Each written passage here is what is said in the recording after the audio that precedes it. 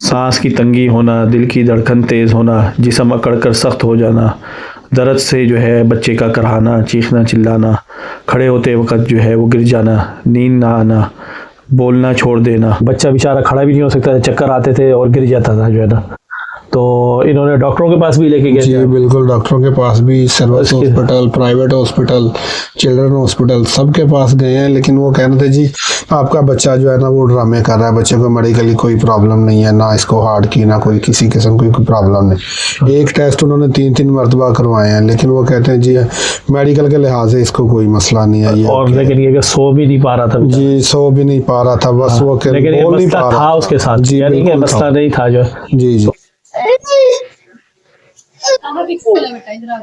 आप पीछे चले जाओ, यहाँ पीछे हो जाओ अभी। अब सर उधर बैठ जाओ पीछे। चल बस, चल बस बस बस बस सुन, बस सुन, चल बस, चल सही हो।